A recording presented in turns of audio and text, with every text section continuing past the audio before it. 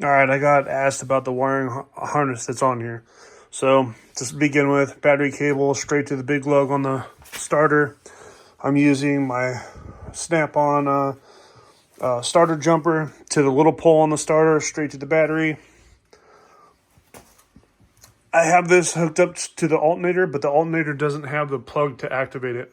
That's on the engine stand, so I'll deal with that later. Then I've got the ground. I'm sorry. This is the power wires. Power wire to the MSD box, which I'll show in a little bit. And then this is the power wire to the fuel pump, which I'll show in a second.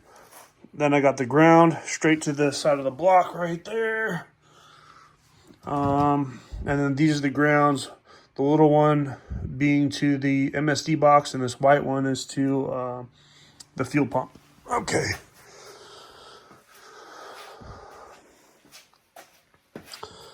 So then, here's the MSD box. So as you can see, there's the red and black wires coming from the battery like I showed a minute ago. And then it's got two pigtails coming off of it. They lead up here. Crank sensor, cam sensor. And then the big one goes up here. Oh, almost fell. Kicking stuff. And then the big one goes up here to the coils, and it is labeled. So there's the passenger side. Other one goes over to the driver's side, and then the third leg to this is the temp sensor, which I don't have plugged in because some of these engines don't have temp sensors in them. Plus, I'm not running the radiator setup yet. And then, so there's a 5-gallon fuel cell. It's got foam and stuff in it. It also has the sending unit, so that will be plugged in up here. I'm going to throw all the gauges up here. And then fuel line comes straight to the fuel pump, and then the fuel pump straight to the carburetor. That's pretty much it. I started adding this to make sure that I can see what the oil pressure is. Like, this one's about 38 at idle. And then it jumps past 60 off idle. I don't have a tach set up for this thing yet, so I don't have a way to show what the RPM is, but that's to come. Pretty neat setup, pretty straightforward. You know what? So, sorry, this is a mess.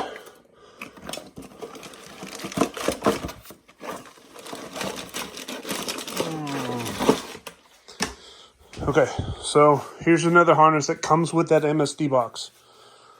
Right, so, oh, I got stuck. So then, this setup would be, right, and they colored the plugs, which I thought was neat. Anyway, so, crank, and then this is the cam that goes to the front.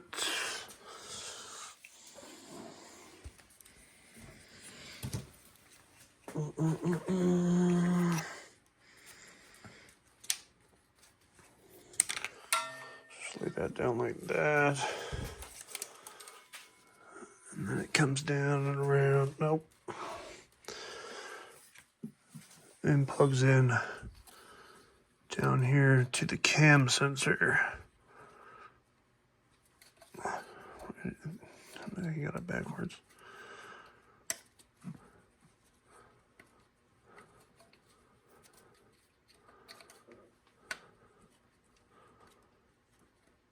Dang it. Okay. Well, whatever. You get the point. And that also comes in the same kit. So this is an MSD box. The 6014. This is the 6014 BK, which just means it's black, not red, like the regular 6014. I just have this set up to the truck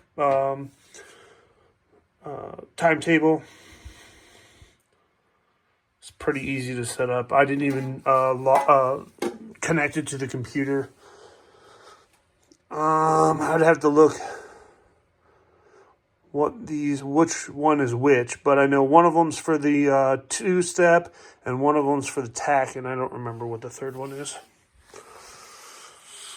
Yeah, pretty straightforward. I also got the bell housing off of a 4L60 just so the cables and stuff stay away from the flywheel.